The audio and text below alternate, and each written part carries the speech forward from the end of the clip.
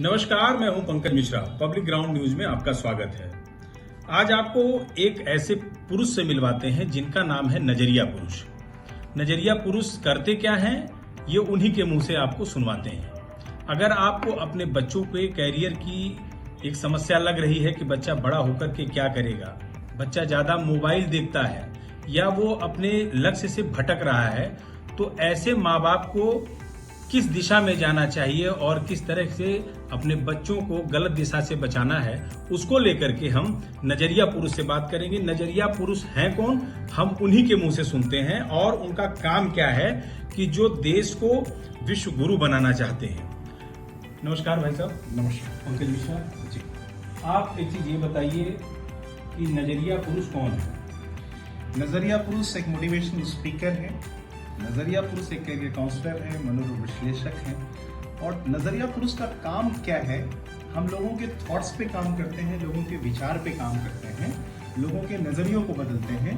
देखिए, नजर ठीक हो तो नजारा देखा जा सकता है, लेकिन नजरिया ठीक हो तो नजारा बनाया जा सकता है। और नजर के इलाज के लिए लाखों डॉक्टर्स हैं, बट नजरिए के इलाज के लिए सिर्फ नजरिया पुरुष।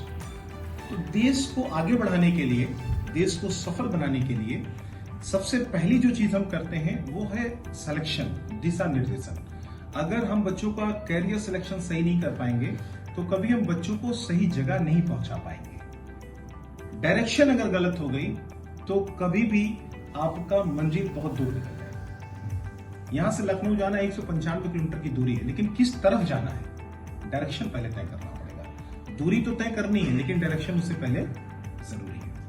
तो ये है, और भारत को विश्वगुरु बनाने के लिए अपना जो मिशन है वो ये है, भारत नागरिकों का समूह है। जितने ज्यादा से ज्यादा नागरिक विश्व पटल तक अपनी क्षमताओं के आधार पर जाएंगे, हमारा देश उतना ही ज्यादा तरक्की वाला होगा। तो उसके लिए क्या करना है, बच्चों को सही करियर काउंसलिंग देनी है। और हम बच्चों की करियर काउंसलिंग डीमाइटी बेस्ड करते हैं। डीमाइटी क्या है? डीमाइटी एक साइंस है जिसमें हम बच्चों का ब्रेन टेस्ट इस 77 पेज की रिपोर्ट्स के थ्रू करते हैं। बच्चों का फिंगरप्रिंट्स लेते हैं, फिंगरप्रिंट्स के आधार पे देन उनको हम बताते हैं कि आपके अंदर बाई पर टैलेंट क्या क्या दिया है। ईश्वर ने सभी को कुछ ना कुछ टैलेंट दिया है। और 10 बुद्धियां होती हैं। ये लक्ष्य है, बुक है, जिसमें क्या लिखा है, उम्मीद से पहले पाए हर मनचाही चीज। ब्रायन ट्रेसी जी की ये बुक है। पेज नंबर 73 पे यहाँ पे एक चीज लिखी गई है कि हर किसी के अंदर 10 अलग अलग बुद्धियां होती हैं। ये कौन कह रहा है? मल्टीपल इंटेलिजेंस की थ्योरी देने वाले doctor Harvard gardener, Harvard university के प्रोफेसर हैं और मनोविज्ञान में हम इनको पढ़ते भी हैं। तो 10 अलग अलग बुद्धियों में से हमारे बच्चे में कौन सा टैलेंट है, अगर ये हमें पता होगा, अगर हम वही बनाएंगे, तो 5 साल की उम्र में जैसे लता जी गाना गाना शुरू कर देती है, उनको सही गाइडेंस मिल जाती है, तो वो इतनी बड़ी सफलता हासिल करती है। बिल्कुल। नजरिया पुरुष, एक सबसे बड़ा सवाल ये है कि आज जो हमारे सोसाइटी में जी जो शिक्षा का माहौल है जी, उसको आप किस नजरिए से देखते हैं? दूसरा, जो बच्चों की लत अगर देखा जाए, जो छोटे बच्चे हमारे जी, हम मोबाइल पर बहुत डिपेंड हो गए हैं जी, माँ बाप अगर साथ में बैठे हैं या परिवार के सभी सदस्य बैठे हैं या हम सोसाइटी में बैठते हैं, तो हम लोगों ने देखा होगा अधिकतर कि जितने लोग हैं ज्यादातर मोबाइल पर जो है वो टाइम अपना देते हैं, ना कि एक दूसरे से बात। यही हाल अमूमन लगभग सभी घरों में होता है। हो सकता है आपके मेरे घर में, सबके घर में जी इस तरीके की। इन चीजों से बचने के लिए नजरिया पुरुष क्या सलाह देते हैं? देखिए, पहली बात शिक्षा की अगर बात करें, शिक्षा का स्तर दिन ब दिन गिरता ही जा रहा है। 10 अच्छे शिक्षक आपको अगर याद हो अपने जीवन के, तो सोचिए, नहीं मिल पा रहे हैं। बाहर माहौल खराब हो रहे हैं, सोशल मीडिया, बाकी सारी चीजें, बहुत सारी चीजें, दोस्तों का संग दोस्तों के साथ खराब हो रहा है। माता पिता के पास वक्त नहीं कि अपने बच्चों को दे सके, खुद पढ़ा सके। पहले जो गुरुजन होते थे ना, वो सच में गुरु होते थे। वो अपने बच्चों को भी अगर मारते थे तो दूसरे बच्चों को भी मारते थे। अनुशासन था।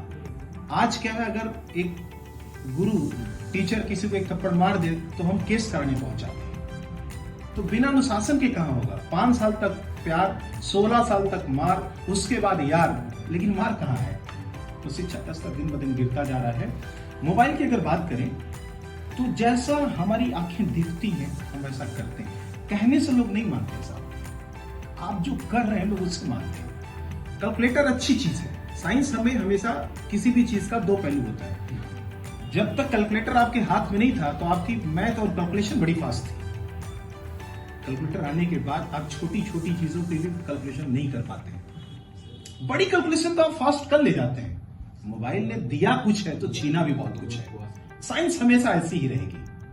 तो हमें क्या करना है, हमें बच्चों से अगर मोबाइल छुड़ानी है तो हमें खुद छोड़नी पड़ेगी। हमें टाइम निर्धारित करना पड़ेगा, नहीं हम इस टाइम के बाद मोबाइल घर में इस्तेमाल नहीं करेंगे। घर में इस्तेमाल करेंगे तो इंटरनेट का इस्तेमाल नहीं करेंगे। नजरिया पुरुष से आपने बहुत अच्छी जानकारी दी है, लेकिन एक सबसे बड़ा आज ये सवाल खड़ा हो रहा है कि हमारा समाज या हमारा देश वो किस दिशा में जा रहा है। क्या वो सही दिशा है, या जो हमारे युवा पीढ़ी के लोग हैं या हमारे जो बच्चे हैं, क्या उनकी जो दिशा है वो सही है, या उनको सुधारने के लिए जो है और भी प्रयास कर रहे थे। हालांकि आप तो प्रयास कर रहे हैं देश में विदेश में। आज आप अपने जिले में भी आए, आपने अपने जिलों को ये चुना कि आज हम अपने जिले के बच्चों को लेकर के भी करें। लखनऊ में भी आपका देखते रहते हैं, बराबर चलता रहता है। तो आपको क्या लगता है कि हमारे समाज में और हमारे देश में जो युवा पीढ़ी है, खास करके जो छोटे बच्चे हैं, वो सही दिशा में जाएं, और जो तमाम तरीके की भ्रांतियां या जो तमाम तरीके के मुद्दे लोगों के दिमाग में बैठ हुए हैं, उससे कैसे निजात पाएं, या उसको कैसे आप चाहते हैं कि हम लोगों तक उसकी बात को पहुंचा करके और लोगों को सही दिशा में ले जाएं, तो क्या इसके लिए करना चाहिए? जिस काम को देंगे पुरस्कार, उसकी बात को पहुंचा करके और लोगों को सही दिशा में ले जाएं, तो क्या इसके लिए करना चाहिए? जिस काम को देंगे पुरस्कार वही काम होगा बार बार। आप अगर अच्छी खबर को फैलाएंगे तो लोग अच्छा करना चाहेंगे, आप बुरी खबर को फैलाएंगे लोग बुरा करना चाहेंगे। जो खबर जितना ज्यादा दिखाई देगी उतना ज्यादा वो समाज वैसा हो जाएगा।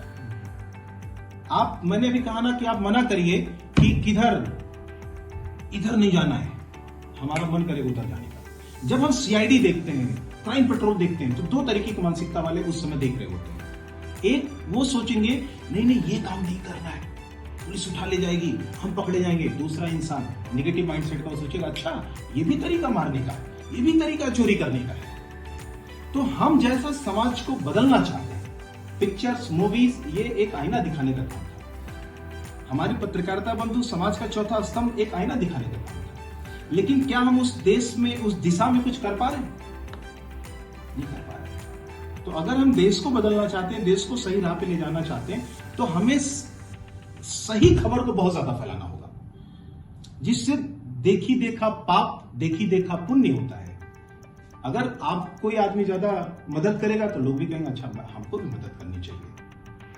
तो जो समाज है, लेकिन आप मुझे देखिए, आप सोशल मीडिया पे देखिए कितनी लोग नग्नता की वजह से फेमस हो रहे हैं और कितने लोग सुगमता और सहजता की वजह से फेमस हो रहे हैं। तो क्या कहेंगे आप? लेकिन नग्नता देखने वाले ज्यादा है, तभी तो नग्न की वीडियो बन रही है। तो दुनिया को बदलने के लिए सबसे पहले शुरुआत खुद से करनी है। हम सबसे पहले अपने आप को बदले, हम बदलेंगे जब बदलेगा। पहले एक व्यक्ति बदले। तो नजरिया पुरुष एक ही चीज सिखाते हैं कि सबसे पहले अपने आप पे ध्यान दो।